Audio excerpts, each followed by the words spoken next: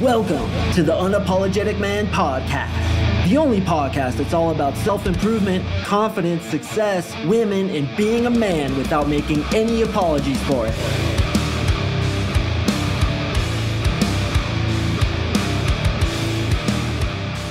What is up, gentlemen? Thank you for tuning in to another episode of the UMP. Happy Thursday. I hope this week has treated you well. And this weekend, on Saturday night, I am going to be at the Monster Energy Denver Supercross. I'm so excited, bro. I can't even tell you. I would love it if you guys would support Supercross. It's the most underrated, epic sport that's ever been created. And I can't believe it hasn't gotten as big as things like F1 or NFL or Major League Baseball, or for you English chaps, the Premier League, and for you Australians down there, rugby. It really needs to be more respected. And by the way, for you Aussies out there, there's a guy named Jet Lawrence who's an Aussie, and he's absolutely killing it in Monster Energy Supercross. He's going to be the next champion, and he needs your support down there from Australia. But boys, I'm going to be in that stadium. That's going to be absolutely apoplectic with pure enthusiasm from all the Colorado fans, because the guy in the points lead right now for the 450 class, it's the premier class. And this is dirt bike racing, what I'm talking about, by the way. You know, like jumping on dirt bikes, fucking roosting, going through berms, taking off the start like a goddamn champion. This thing is so sick. But the points leader right now is Eli Tomac, and he's from Colorado. And I'm recording this a week and a half before the race, so I don't know exactly where the points will be. But he has a chance to button it up to win the title at the Denver Supercross. And myself, as well as a bunch of my friends, are going to be there just absolutely supporting him. So I'd love it if you guys supported him too. And as you're watching that Supercross, be like, damn, MarkSing is there, man. I wonder where he's sitting. And I have a guy who listens to the podcast who's highly plugged into the Supercross, and he's going to get me VIP pit passes and get me introduced to some of the guys and stuff like that. So I'm so fired up, and I want to support Supercross. So check it out. You can watch it on Peacock, or just even watch the highlights on YouTube. It's coming out on Saturday is the race, so just watch the highlights, man. Denver 2022 Supercross, and hopefully Eli Tomac will win that race and take the title. I fucking love it. But today, boys, we're going to talk about a little bit of female psychology, and I'm doing this episode for two reasons. First of all, my client Craig, who, by the way, is from Australia. Craig, what is up, my friend? Told me a really interesting fact on one of our coaching calls the other day. And then I also got into a pretty deep conversation with my friend Ashley about some of these things. So I want to share this with you guys to kind of give you a better perspective on how women think, why they think that way, why they act in ways that a lot of you guys think are crazy. And I kind of want to shed some light onto that female psychology. So as you deal with females moving forward, you can better react to the kinds of things that they do without getting butthurt about it or misunderstanding. So the first thing that Craig told me, I found this so interesting, is he said he saw a study where a bunch of girls were asked, what would you do if every guy on the earth was gone? What if every single guy was just removed and there were no men? What would you do? And it would only be for like 3 days. Okay, so what would you do? And most of the girls said this, so interesting to me. They'd go on a walk at night. That's it. They'd go on a walk in the evening. Now, this sheds a lot of light into the psychology and the predicament and the reality of being a woman, especially a really attractive woman, is us guys are way stronger than they are, and we can hurt them anytime we want to. So women always feel, in some sense, under threat by men, and they have to change their lives. They have to do certain things to avoid being hurt by men, such as not walking around at night. And part of that, I think, was taking a walk at night without like mace, or they can dress whatever they want. That's what it was. They can wear whatever they want. So as we look at women's predicament, we have to know that it's kind of like a bunch of guys trying to throw their dicks at them, and all these guys hitting them up, all these guys being thirsty, all these guys staring at them all the time. And in a lot of ways, they feel that threat. And some of you guys will tell me that, dude, I hate chicks, man. They always have like resting bitch face. They're always bitching to me when I go talk to them. Well, guys, look at their reality, especially a hot girl. Guys are always trying to get in their underwear. They're always trying to manipulate them. They look at them like they're a piece of meat. And the worst is guys get nervous around chicks and they can't even be fucking normal. Imagine that you're walking around and every person you talk to who's of the other gender turns into a blumbering idiot. Okay, literally every single person you talk to is an idiot. And then girls who you talk to who are the same gender as you are kind of bitchy towards you just because you're so physically attractive. So your entire reality is people want something from me. People are trying to probably hurt me and or take my sex. People are trying to manipulate me. People don't treat me the way they treat everybody else because I'm different. And people of the same gender of me are pissed off at me. They don't even know who I am and they're pissed at me.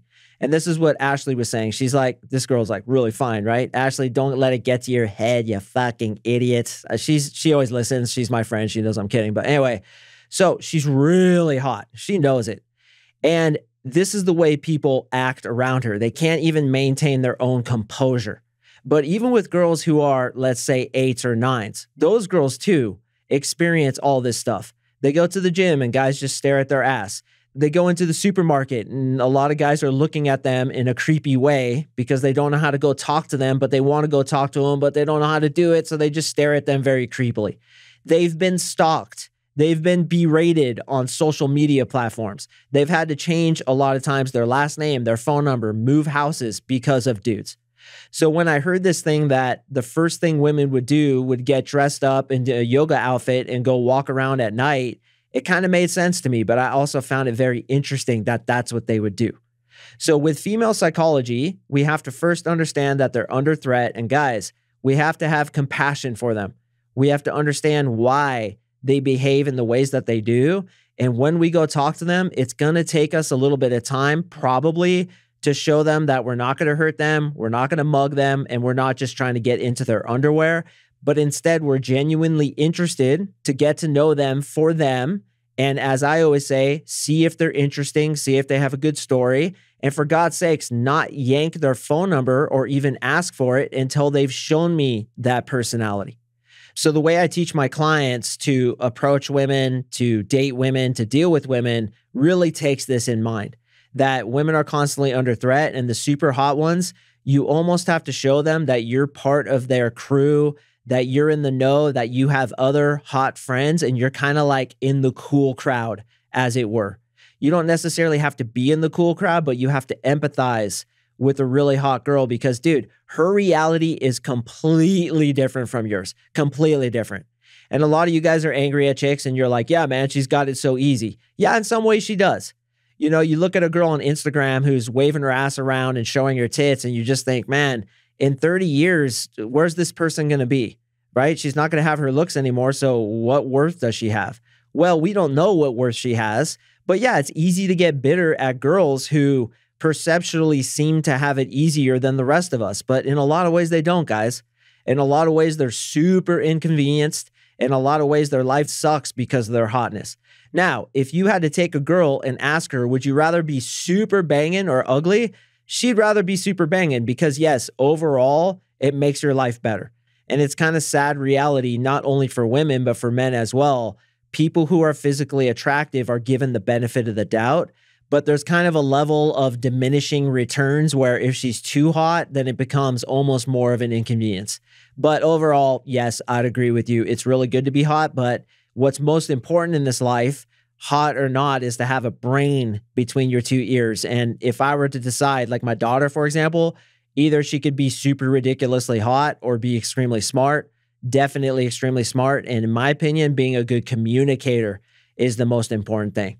But with that point in hand, after we consider, okay, this woman obviously needs to be very cognizant of her safety. The second thing we need to understand about women is that for the most part, women act on their emotions and rationalize it later. Now, this isn't just women, it's men too, but women do it way more than men do, right? So a lot of you guys get ghosted, you have a date plan and a girl will flake on you, or she'll be giving you mixed signals like there's freaking 65 traffic lights all in a bunch and each one says a different thing. And you're like, I don't understand what this chick wants. Well, that's because her emotions go up and down based on the situation of the day. Like she could be having a great day and want to hang out with you. And then she gets a call from her mom chewing her out because of some bullshit. And then she cancels the date on you because her emotions are very tied up into circumstances. Whereas for us guys, our emotions are tied up into our rationale. Typically, we think first and then act. Women mostly, not all the time, But for a large percentage of them, especially when it comes to dating, okay, I'm not saying in the workplace, I'm not saying all the time, but when it comes to dating, bruh, it's like 99% emotional. Now, of course, if you're an axe murderer and she knows that and she's super attracted to you, she's probably not going to go out with you. But honestly, like you could be a pretty big douche as I was, and as some of you guys listening are, and girls will still chase you, fall head over heels in love with you. And this is why, boys, some guys ask like, why is that girl dating that Brian guy? He's such an asshole. He treats her like shit. He's sleeping with other girls. Why is he attracted to him? Why isn't she attracted to me? It's because she's not looking at your fucking resume, bro. She's looking at her emotions. And this Brian legend is able to flip attraction hot switches in her head. So women act on their emotions and rationalize it later, as guys do too, but not as much, but especially with attraction. If you could just flip all the attraction hot switches, I even mentioned this in a previous podcast a few weeks ago, you could have a girl wake up at 2 a.m., put on her makeup, come over to your house, suck your dick, and then you fall asleep with your fucking leg off the bed, dripping semen out the front because you just came and you're snoring like a pig, and she's totally in love with you. And then she wakes up at 6 a.m. to go to work. That can happen if you flip all the attraction hot switches in the right sequence, which I teach guys how to do in my 3-month coaching program and in this podcast. But remember, man, women act on emotion and rationalize it later. And on that point, attraction is not a choice. This is why, once again, she's going after Brian and he's a total asshole with a record that's 25 feet long and she still sleeps with him. You're like, what the hell? Or a girl will say like, I don't sleep with black dudes or Asian dudes or whatever. And they'll go sleep with an Asian dude that night because he was just super attractive. So like what you look like, what your nationality is, whatever prejudices she may have, you could blow through those with enough attraction. Now, point number 3 about female psychology is that women are relationship centered, whereas guys like things. We like things. We like cars. We like motorcycles. We like hockey sticks. We like guns. We like surfboards. We like doing things, hobbies. Women like relationships. My girlfriend, Marissa, I've talked about her a lot on this podcast. She's going to Cape Cod with her best friend. And what are they going to do, bro? I'm like, well, what are you guys going to do? She's like, we're just going to talk. I'm like, talk? You're going to Cape Cod to talk? Why don't you just talk here in Colorado? She's like, no, like, we're going to go eat oysters and go to Martha's Vineyard and do all this and eat like clam chowder. I'm like, okay, so you're going to eat a bunch of food and talk and drink wine? That's it? She's like, yeah, I can't fucking wait. And I'm like, you're weird, bro. Meanwhile, she's like, what are you going to do while I'm gone? I'm like, I'm going into the woods, man. I'm going to build a fire, build a big old wiki up, survive in the wilderness with nothing but my knife. And she's like, you're fucking weird. And that's the difference between men and women is women are relationship centered. And this really is a tribal anthropological phenomenon that dictated their survival. So if you're trying to seduce a woman and she senses that it may make her look like a slut in front of her friends, she's not going to sleep with you. This is also the reason for last minute resistance, LMR, which as I'm thinking about it, I should probably do a podcast episode on. I haven't recorded a podcast about last minute resistance, which means resisting sex at the last minute, because frankly, I hardly ever experienced it. Why? Because I would always be the one pushing her away. And that works in the female psychology too, and even male psychology. People want what they can't have. But the reason for LMR is she's like, is this going to make me a slut? Or am I going to get pregnant with this dude's baby? And who is this guy? Is he just going to use me and trash me? Or is he going to rape me right now? Is this going to turn into a date rape situation? So women have a lot more to risk than we do when it comes to having sex. We have risk too, okay? I'm not saying guys don't have risk, and I'm not trying to hate on men's predicament as well when it comes to sex, but she could get pregnant and be stuck with the baby. She could be raped. Her reputation could be tarnished. Her friends could find out. There's a lot of things that could happen to a woman. So this is why she gets LMR, last minute resistance. And this is why you're on a first date with a girl. You haven't mentioned sex. Nothing is happening. And you telegraph a little bit too much interest. And she's like, we're not having sex tonight. You're like, whoa, where did that come from, dude? Like, we're literally sitting here playing ping pong. And you're like, we're not having sex tonight. Why is that? Did you just like watch a video where somebody shot a ping pong out of their vagina or something? Like, where's the fucking connection here? Well, she's just seeing actions by you that telegraphed, even leading up to that situation, that you were very interested. You were perhaps a little bit too thirsty. And so she put the brakes on. We're not having sex tonight. Because really, in a lot of ways, for a woman, sex is kind of her trump card, isn't it? And once she gives it up, you may be out the door, as many of us have done, including me, right? You want to hit it once and quit it. I get it, because she has like some nice fake tits, but her ass is a little bit too big for you. Or you get down there and her vagina smells weird. Listen, we're dudes. And the way a woman looks, how good the sex is extremely important to us. But for a woman, she wants to build that connection with you. Remember my girlfriend going to Cape Cod to talk to her best friend? I don't know what the hell she's thinking, but that's what she wants to do, right? She wants to build that relationship with you.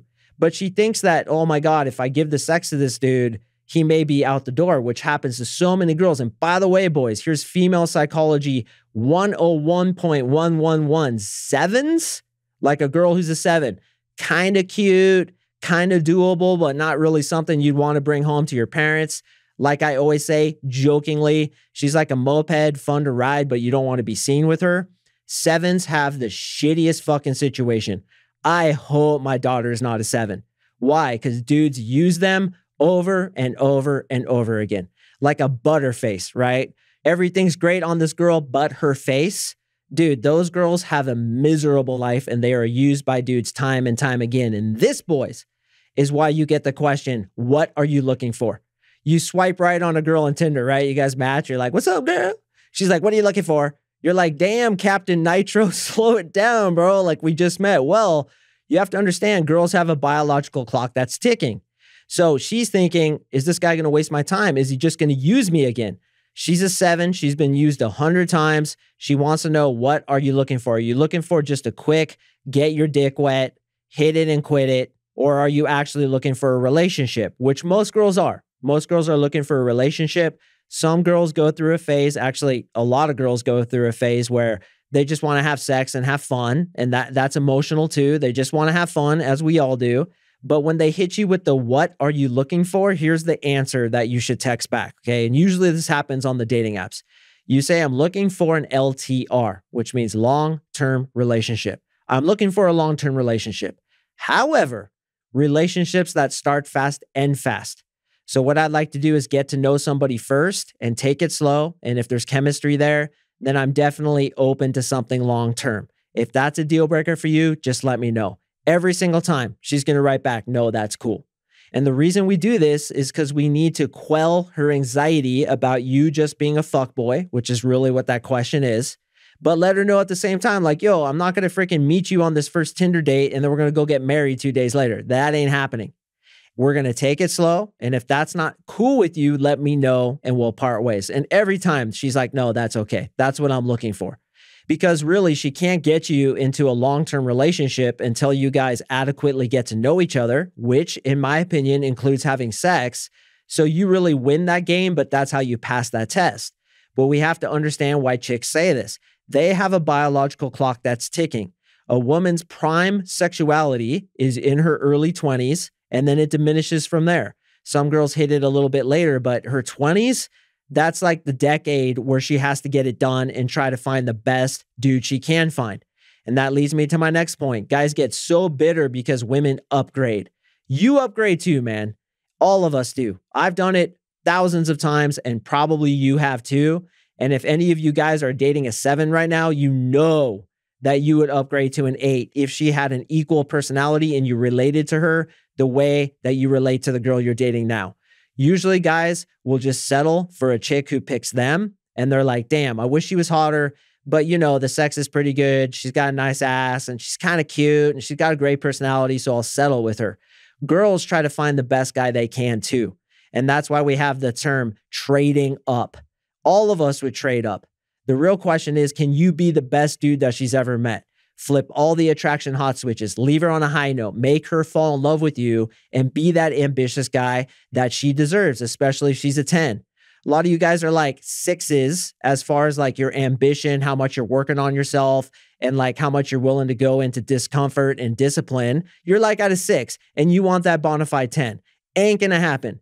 You need to make yourself a 10 as far as self-development is concerned, ambition is concerned, discipline is concerned, then you can get a 10.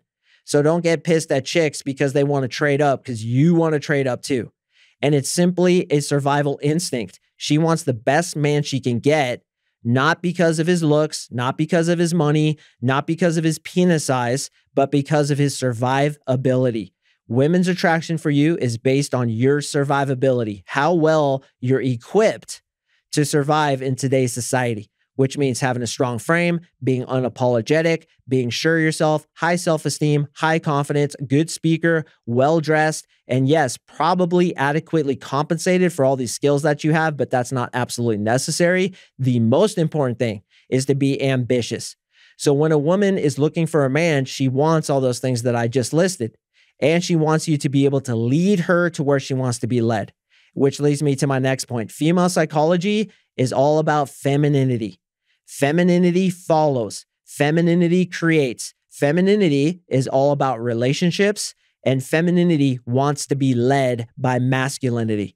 So if you accidentally put a woman into the masculine role by giving her control and saying, well, what do you want to do now? Do you like me? Am I your type? Just tell me what to say and I'll say it to you. When you do that, it turns women off because you're basically being feminine. That's their job. And your job is to lead them to where they want to be led, put them into that feminine energy, make them feel safe. Going back to my first point, remember, women are always under threat. So you make them feel safe, and rather than being a threat to them, they feel like you can protect them.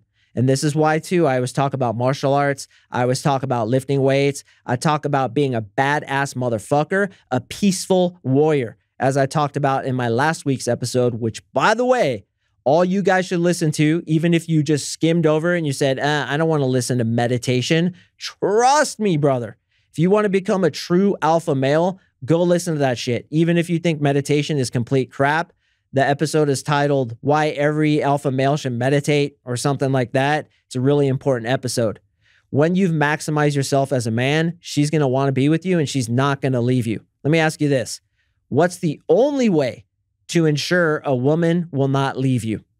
It's to make her fall in love with you. And make her fall in love is not really the right phrase. It should just be the man who she falls in love with. As long as she's totally in love with you, she knows that you're the fucking shit and you got your life together and you're ambitious, she's not going to leave you. But if you try to sign a prenuptial agreement with her, like, don't leave me no matter how much I turn into a chicken McNugget with tits and have no ambition and just play video games all day and never try to improve myself, please don't leave me, Sarah, she's going to leave you. Because those agreements, they're rational. And we as men think, hey, dude, there was a fucking agreement there. Stick to it. Women are emotional. They're not going to stick to that. They're going to do exactly what the fuck they want to do. And you're going to do that too, man. If you marry a woman, put a rock on her finger, and it's like pulling a cord on a life raft, meaning she blows up to be this gigantic land slug, you're probably going to leave her too. It's an agreement between two people to maximize themselves and be on the same level. So when you want a 10, you have to be a 10. As a man is a 10. Doesn't mean you have to be ripped and good looking and rich. No. It means you have to be disciplined, masculine, and ambitious. That's what that means. That's what a woman is looking for. Just like, and here's a little bit of male psychology 101. Why are we attracted to hot chicks? Do you know? It's because it's a sign that she can have a healthy baby. That's it. It's a sign that she can have healthy offspring. Nice tits, nice hair, nice skin, good hip to breast ratio, long legs. It's all health signs, which points to the fact that she can have a really healthy baby. And the reason why we're mostly attracted to girls in their early 20s or mid 20s is because they have that glow about them. They are primed to have a baby. Have you ever seen that glow on a woman? God, I love it. I love it. And I could see it immediately. It's so fucking sexy to a man. So when women get pissed off at us because we're attracted to women who are in their sexual prime, it's not our fault. It's designed into our DNA. Just like women, you women listening, what's designed into your DNA is to look for survivability. Why do women want a man with high survivability? So he can take care of her offspring and or give those offspring his superior genes so that they are going to have high survivability. Attraction is all about the babies, boys. As strange as that is, that's exactly how it works. Now, my final tip about female psychology, and this is hopefully going to help a lot of you boys, particularly when you're in a relationship, don't take everything she says as literal, okay? Women, as I said, will oftentimes act on their emotions, and they're going to say some shit that will blow your mind, and you may get all pissed off. She's made this decision, or she's lashing out in a certain way, or she's saying she's going to quit her job or move or whatever it is. Don't take it seriously. Give it some time. Usually when it's an emotionally based outburst and it's your job to kind of analyze the situation, when it's an emotionally based decision, outburst, statement, or reaction, it's usually going to change in the next few days. I had a situation, once again, with my girl, where she said she wanted to keep living where we're currently living, even though we decided together that we were going to move to Denver. Situation happened in her family that was very emotional. She just got some news about it. So she's like, we have to stay in Northern Colorado so I can be next to this person and la, la, la. I said nothing. I said, all right, we'll figure it out, okay? Come here, give me a hug. And I just hugged her and I was just there for her because it was a traumatic time. I didn't get into, but dude, like we said, we're going to move back down to Denver and be closer to where I want to be. And oh my God, what are you doing? Because that's where fights erupt. So you have to just take it with a grain of salt. Usually a couple nights sleep will change it. And then what happened, dude? A couple days later, she's like, I thought about what I said. And, I was just really emotional. And I think I really want to stick with our plan to move down to Denver. And I'm like, that's good, sweetie. We'll go ahead and do that then. Right. And I led her into that decision without being reactive and pushing back against what she said. So when a woman vents to you and she's talking shit or she's flipping out or she even does some shit in your relationship, take the higher road. Give it some time. Don't react, but instead just be that calm presence that she needs while she's going through that emotional time.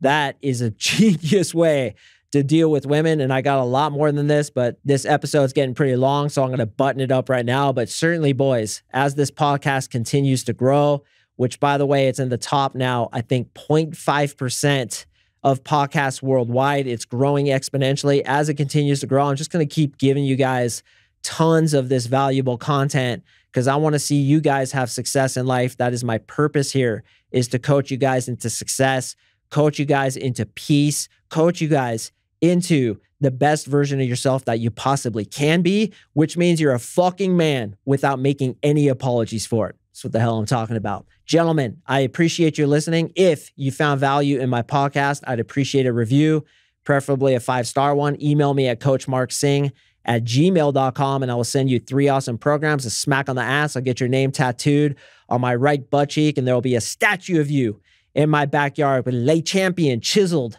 into the granite beneath your feet. I got another awesome one coming up on Monday, boys, so please stay tuned for that one and I will see you in the next episode.